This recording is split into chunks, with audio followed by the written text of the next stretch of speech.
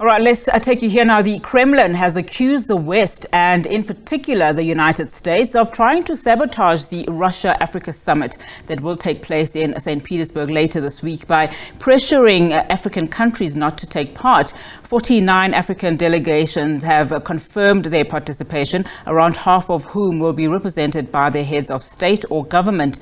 President Vladimir Putin is expected to hold intensive one-on-one talks with individual African leaders focusing on everything from trade to security, arms deals and grain supplies. For now, we are joined by correspondent Dasha Chernyshova in Moscow. Dasha, thank you so much for your time. Before we talk about what is likely to be discussed come Thursday, just give us more in terms of the Kremlin and what it is accusing, the West, of doing, especially and as we speak about, sabotaging the event. Just what are they saying, particularly the US? Well, indeed, the Kremlin has long been saying that the African countries have long been under pressure from the West. And with regard to the summit that will be taking place in St. Petersburg, the Kremlin says that the Western countries have been trying to sabotage the summit by pressuring those African countries not to attend this large-scale event, while Russia has sent the invitations to every head of state of the African continent, suggesting that Russia wants to strengthen its relationship with all the states there. But Russia is saying that the Western countries, particularly the United States, have been trying to make sure that those countries are not attending this event. Thus, there is no prospect for tighter cooperation between Russia and those states. And the Kremlin spokesperson Dmitry Peskov said that in essence, they do not accept the sovereign right of the African states to independently determine their partners for cooperation and mutual interaction in various fields. So that has been the conclusion that the Russian presidential spokesperson has made. Definitely, Russia wants to have the equal partnership with African countries, while it is suggesting that with the Western countries it is impossible because the Western countries are trying to dictate their terms for those African states. So that's the message that the Kremlin has been saying for months now, and of course that has been exacerbated closer to the time of the summit, while Russia insists that those countries will still be coming to Russia, and the isolation, as it has been described by the Western countries, of Russia has failed.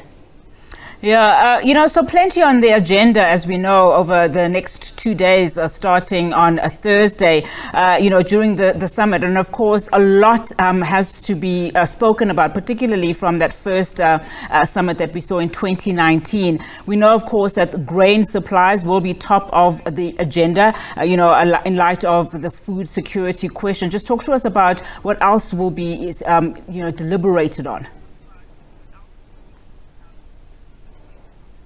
Well, certainly we have heard from Russia's Ministry of Foreign Affairs suggesting that everything will be discussed, as you have said, various fields, and we are expecting the political declaration to be signed by the sides participating in this event. Now, when it comes to this declaration, we understand there will also be the plan of joint actions for the prospect of 2023-2026, and there will be sectoral documents signed in several areas. That is the fight against terrorism, the non-deployment of weapons in space, as well as the fight for the security in international information area. What we understand Moscow is saying, it wants to make sure that those African countries and Russia manage to build the new type of relations based on those documents that will be taken in St. Petersburg. The new type is where there is the multipolarity, where there is no country that will be dictating its terms. Again, Russia is referring to the Western countries and particularly to the United States. So we understand there will be a number of bilateral documents, also the documents for all the participants, and certainly the issue of grain is expected to top the agenda. And with regard to that, we understand that Moscow will be seeking to try to discuss new logistics for finding new routes for the supplies of Russian grain to those African countries, as well as the Russian fertilizers. But then again, Moscow is stressing that the relations in terms of the supplies from Russia to those African countries is not limited just to grain and fertilizers. There are other issues and other products that Russia could be supplying to those states. So all of those issues will be discussed, because remember, there has been little progress made when it comes to the implementation of the UN-Russia memorandum of the Black Sea Grain Initiative, and nothing has been done to unblock the Russian agriculture exports to the international market. So they are indeed complicated. But Moscow says it is finding the ways. Yes, they are complicated. It takes a lot of time, but eventually Moscow manages to supply its products to those international markets, and particularly to the African countries. So a lot on the agenda, and certainly we're expecting to have some certain results. Okay, so we know what the sentiment is more or less from the West in terms of watching those talks, particularly as they also, spread into trade as well as security. Just talk to us about what is Ukraine watching. I would imagine that they are also, closely monitoring these developments.